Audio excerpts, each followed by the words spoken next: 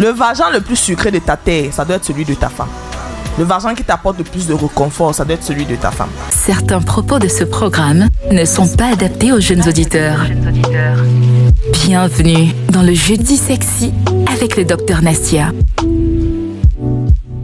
On a une auditrice qui s'appelle Doris qui nous a envoyé un message. Bonjour docteur, je suis très amoureuse de mon chéri. Il me met bien, mais j'avais essayé une fois quand on avait des problèmes avec un autre gars. Depuis, je suis accro. Je suis pas forcément amoureuse de lui, mais j'aime comment il me... Enfin, elle a écrit comment il me... à l'antenne. Mais tu as déjà lu. Il me fait beaucoup de bien. Il me fait jouir entre 3 et 4 fois à chaque fois. Mais je suis pas amoureuse, mais j'arrive pas. J'ai même essayé de le barrer à maintes reprises, mais j'y arrive pas. Comment est-ce que je fais, docteur? J'aime beaucoup mon gars. J'aime tous les moments que je passe avec lui. J'aime sa personnalité et tout. Et lui aussi me fait du bien. Mais l'autre là, j'en suis devenu accro et j'ai peur. Comment est-ce qu'on se débarrasse quand on est accro? Elle n'est pas amoureuse de son gars en fait. Elle aime bien son gars, elle n'est pas amoureuse de lui. Elle est amoureuse du nouveau gars qui lui donne des orgasmes, mais c'est ce qu'elle dit tout le temps. Quand à un moment donné... Non mais elle précise bien que... Non, elle apprécie son gars. Elle apprécie sa compagnie. Elle apprécie être avec lui. Certainement, tu vas voir, c'est un gars qui fait beaucoup de choses pour elle. C'est pour ça qu'elle le dit.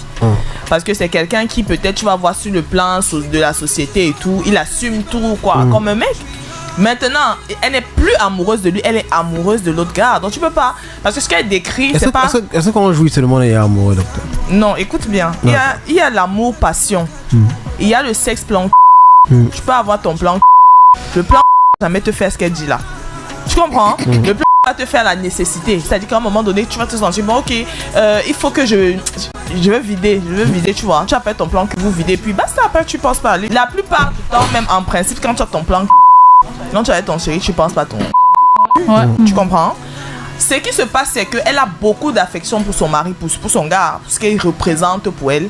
L'institution, le mec, peut-être protecteur, peut-être tu vas voir, c'est un gars qui financièrement lui donne les dos, parce que c'est souvent ça. Et que financièrement ça donne les dos, elle se dit que je l'aime. Non, tu es amoureuse de ton plan. Et ça, c'est très grave. Elle est amoureuse du plan. Et elle a précisé, j'ai pas lu tout le message, elle a précisé qu'ils vont bientôt se marier. Voilà. Et ils sont pas au Cameroun, hein, tous les deux. Donc ils vont bientôt venir se marier. Et il est bien. Et c'est vraiment l'homme avec qui elle veut se marier. Oui, parce elle que c'est un ne doute pas de gars ça. qui financièrement assume. Ouais, John, tu sais quoi, hein? Laissons les contes de fées. Son gars qu'elle veut épouser là, c'est un gars qui sur le plan financier assume. Elle dit que lui aussi, souvent, il touche aussi bien quand même. Il touche aussi bien. Ouais. Pourquoi il touche bien? Elle est partie voir dehors qu'elles avaient des problèmes. Parce que le gars là... Moi, mon mari touche bien. Même si on a des problèmes, il va faire seulement. Il ne va pas voir dehors. Alors, point. Tu comprends ce que je veux dire? Si vous avez des problèmes, je vais te dire quelque chose. La seule chose qui peut faire en sorte que quand tu veux tricher et que tu as un partenaire qui te touche correctement, il faut que le partenaire là se soit détourné totalement de toi. Mais si tu sens que quand vous avez des rapports sexuels, le gars c'est le gars, mais vous avez une petite fâcherie là, ça arrive. Tu comprends? Si tu as une femme, que tu as ton mari, à moins que tu sois nympho, il faut qu'on précise, qui te fait l'amour comme il faut, tu n'auras, je dis jamais, et je pèse mes mots, envie de vouloir que quelqu'un d'autre te touche. Je dis jamais, et je pèse mes mots. Si elle est partie jusqu'à se déshabiller, enlever le casson, je connais très bien comment le cerveau des femmes fonctionne.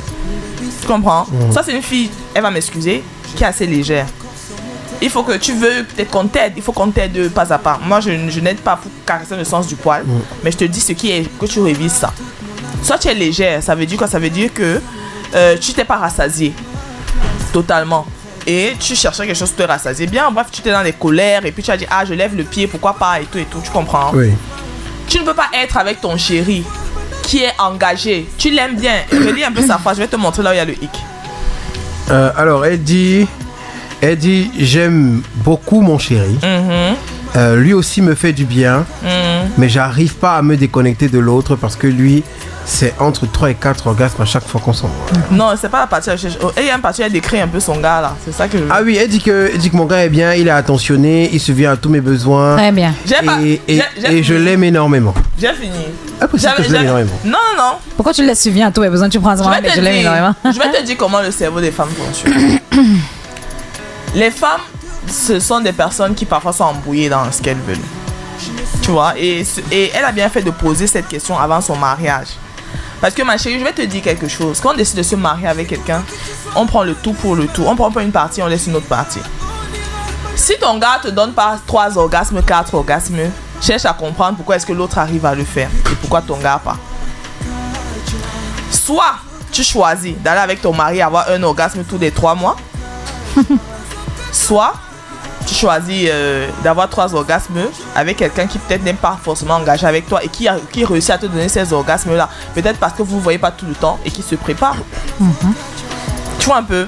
John, elle aime la personnalité de son chéri. C'est-à-dire que ce qu'il est, ce qu'il représente. Mais en réalité, elle n'est plus amoureuse de lui, elle est amoureuse de son show. Et elle dit comment faire? Comment est-ce qu'on... Enfin, j'entends ce que vous dites, docteur. Je me dis, mais comment est-ce qu'on se débarrasse de ça? Parce que on sait bien que le mariage, ce n'est pas seulement une histoire de fesses, c'est aussi une histoire de compatibilité. Elle précise bien que c'est vraiment son gars, c'est vraiment l'homme. Il est bien, il est facile à vivre, ils vivent bien, ils sont bien, ils n'ont pas de problème. Dans le message de la fille là, elle a déjà dit, je n'arrive pas à m'en défaire. Oui. Quand on dit que le mariage, c'est pas une question de sexe, c'est une question de compatibilité, c'est que justement, si son chéri là, qui fait bien, commence à la traiter sur le plan de société environnementale comme son gars la traite, elle va abandonner le gars là. Ça veut dire que son chéri qui donne les orgasmes n'a peut-être pas la même situation financière que son mari, son futur mari. Mais moi je vais lui dire quelque chose. Tu peux pas vivre avec l'enfant de quelqu'un et tu sais au fond de toi que tu vas le tromper tout le temps parce que tu as goûté un plaisir qu'il ne peut pas te donner. Donc maman, libère-le. Et je le dis en toute sincérité. Soit tu le libères, soit tu te contentes. Si tu veux pas te contenter, tu fais encore 2 coups pour voir ce que l'autre fait que ton gars ne fait pas. Et puis après, quand tu fais un coup là-bas, tu peux essayer, ça donne pas comme ça. Essaye de voir ce que l'autre fait que ton gars n'arrive pas à faire. Tant qu'il est encore temps que tu n'es pas cédé, parce que moi, je prône vraiment la santé mentale. Ça veut dire que ne pas perturber la santé mentale de l'enfant de Trouy. Quand toi, ta santé mentale est préservée. Parce que aller prendre ton pied, c'est préserver ta santé mentale. Tandis que le gars, lui, se plie en 4, il fait tout ce qu'il peut pour toi. Toi, tu es en train de te faire tapoter quelque part là-bas et tu es en train de hurler. C'est pas sain, ma chérie Coco. Et ce que je vais lui dire pour chuter, c'est qu'elle n'est plus amoureuse de son gars. Elle est amoureuse de l'autre. C'est pas juste plus qu'un plan. Mais c'est déjà vraiment une relation établie. Et c'est ça qu'on appelle l'amour passionnel en fait. C'est un amour où nous sommes à l'antenne. Tu vois un peu. Voilà. Maintenant, et malheureusement, ça c'est un cas que beaucoup de personnes ont en société. C'est pas seulement parce que c'est une femme, même les hommes. Tu vois les hommes qui sont mariés avec des femmes qui n'arrivent pas à leur donner une certaine satisfaction. Moi j'ai toujours regardé que qu'est-ce que tu ressens quand tu pénètres un vagin autre que ta femme, c'est important. Le vagin le plus sucré de ta terre, ça doit être celui de ta femme. Le vagin qui t'apporte le plus de réconfort, ça doit être celui de ta femme. Si tu pénètres un autre vagin qui t'apporte plus de plaisir que celui de ta femme, c'est que mon gars, tu vas taper poteau dans ton mariage. Tu dois pouvoir tourner dans tout le Cameroun, aller partout, dans toute la terre. Mais tu dois sentir que la pénétration que tu fais quand tu es en madame là, c'est un autre type de plaisir que ça t'apporte. Si c'est pas ce que tu ressens, Mola, interroge-toi. Autre question que nous a posée également sur nos réseaux. Je rappelle que c'est c'est volume 3, c'est drnassia@volume3media.com pour poser toutes vos questions. Bonjour docteur. Il y a 5 ans, j'ai eu mes premiers rapports sexuels avec un mec. Elle a de le prénom, Roger. Bonsoir Roger. On te salue. Il m'a fait la totale et j'ai vraiment aimé, sauf que notre relation s'est très très mal terminée. Après, nous avons eu 2 ans de relation toxique où chaque fois qu'il m'appelait et me touchait, mon corps vibrait et j'avais toujours envie de lui. Ça fait 3 ans que j'ai rencontré un autre homme. Bien. Il est super. Donne l'argent, ouais. Il me rend vraiment heureuse. Il résout les problèmes. Il me rend vraiment heureuse. Mais côté sexe, j'ai vraiment l'impression que je dois encore tout lui apprendre. Et j'ai peur de ne pas avoir la méthode parce que souvent je m'impatiente quand il ne réussit pas à faire des choses. Le beurre et l'argent du beurre. Je cherche les hommes qui disent que aie l'argent et les femmes vont te suivre. Vous êtes une bande d'hommes qui seront cocufiés toute leur vie. C'est fort ça. C'est très fort. Tu comprends? les femmes aujourd'hui ont décidé de ne plus être le profil de femmes qui se contentent. Et malheureusement, on leur en veut pas. Parce que ça émane des blessures de leur maman. Parce beaucoup de femmes aujourd'hui ont vu des mamans qui ont souffert, qui se sont sacrifiées sur le plan de famille, mais qui à la fin de leur vie n'ont pas eu l'épanouissement personnel dont elles avaient besoin. Ça veut dire qu'elles se sont retrouvées avec des mamans qui à 70 ans, 80 ans, elles regrettent la vie. Elles ont fait toute leur vie autour de leur mari, qui n'a pas forcément été l'amant idéal, mais qui était peut-être un père de famille modèle, on va dire ça comme ça entre guillemets. Ça veut dire qu'aujourd'hui, avec les possibilités que les femmes ont, elles ont décidé de ne plus se contenter. Et elles veulent la totale, comme elle a dit dans sa phrase. Je veux un gars qui peut prendre soin de moi. Pas forcément qui est riche, mais qui sait prendre soin d'une femme. Et les femmes sont première substance aphrodisiaque, c'est l'argent. Les femmes qui vont dire non, je me bats, je me débrouille, maman, c'est faux. Parce qu'il y a tout un homme qui est caché derrière. Tu vois un peu. Ça veut dire que voilà donc un homme, l'enfant de quelqu'un qu'on a éduqué en lui disant que papa cherche la vie. Je suis pas en train de dire que c'est pas bien, mais je suis en train de dire que aller à l'école de la sexualité. Et c'est pour ça que je suis là. Parce que beaucoup d'hommes aujourd'hui sont cocufiés et ils ne le savent même pas. Parce qu'aujourd'hui les femmes veulent un tout. Moi j'ai eu un échange comme ça avec quelqu'un en semaine qui me disait écoute moi je sais pertinemment que je sais pas très bien faire l'amour parce que moi j'étais un genre école, c'est un ami. J'étais un genre école et mais je pense quand même que si ma femme me trompe je vais avoir très mal. Et depuis que je te suis, ça m'apporte beaucoup. Mais je veux quand même savoir, est-ce que tu penses qu'avec tout le confort que je lui apporte, elle peut me tromper? Je lui ai dit, tu as déjà ta réponse parce que tu l'as déjà dit. Tu dis que tu as peur.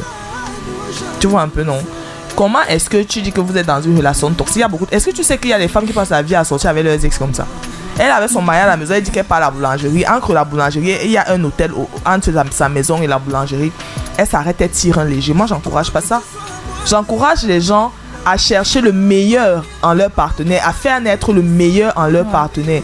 Quitte à ce que le partenaire maintenant dise que non, peut-être parce qu'il s'en fout de toi, peut-être parce que tu lui dis rien. En fait, c'est un amour parce qu'on avait besoin d'être mariés à nos âges.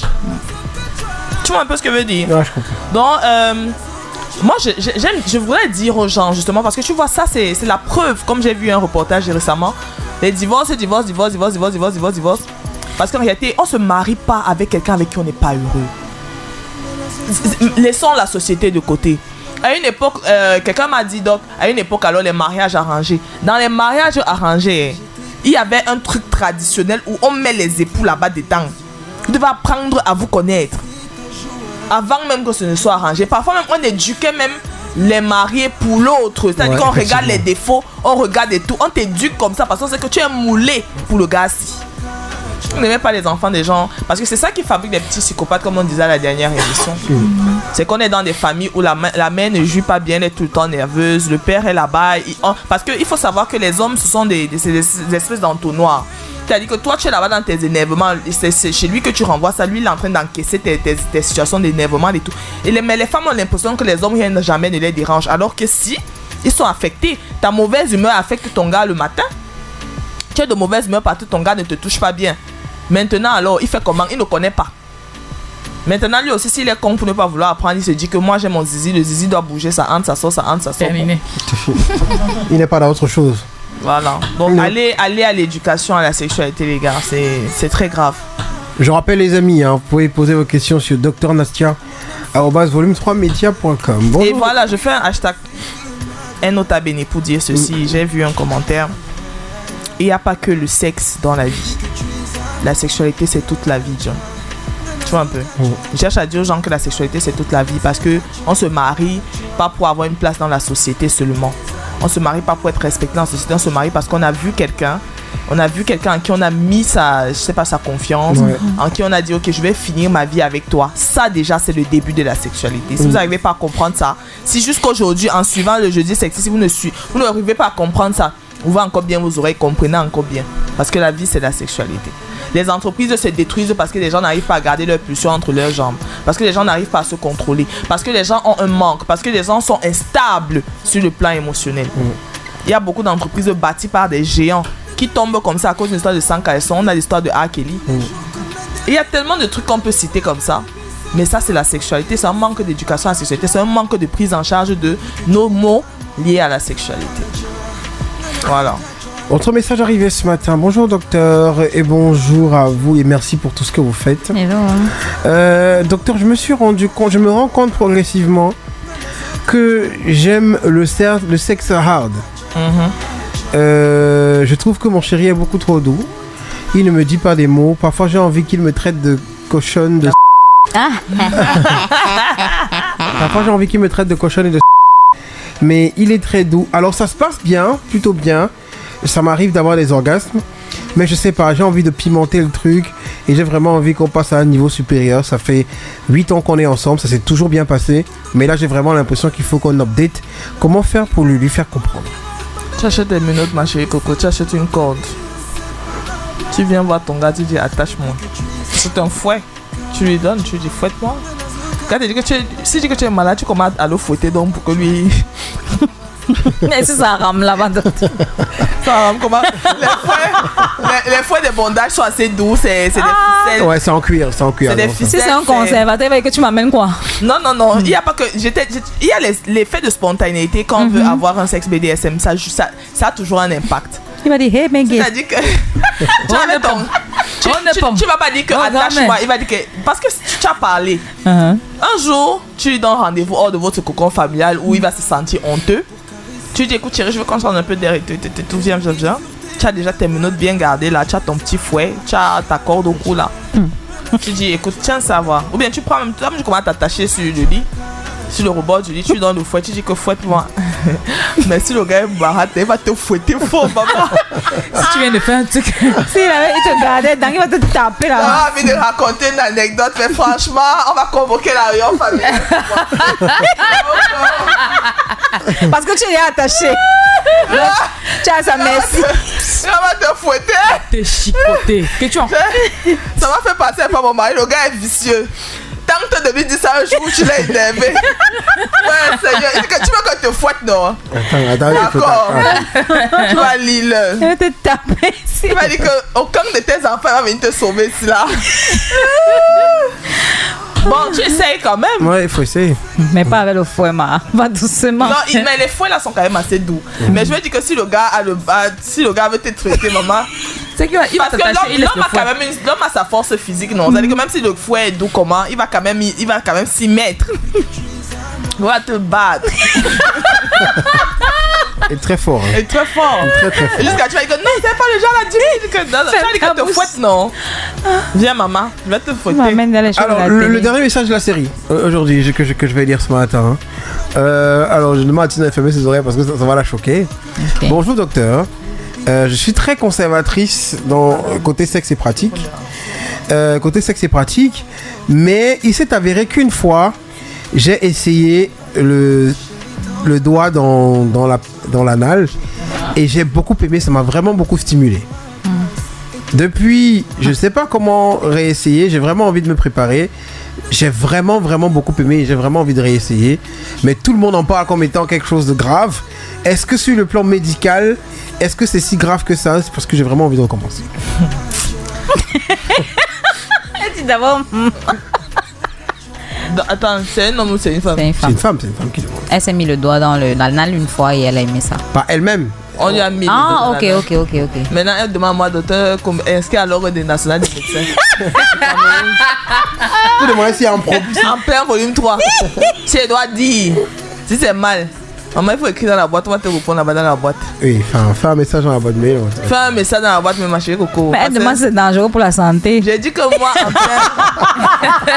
je suis inscrite à l'ordre et paye mes cotisations. Donc, pardon. Et tu vas répondre à ça, Meterium. Oui. Un jour.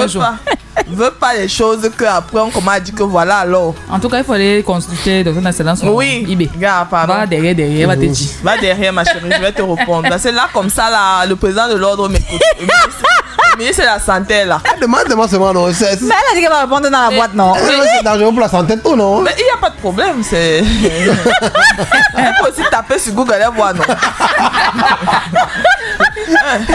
C'est pas tout qu'on dit. C'est pas, maman.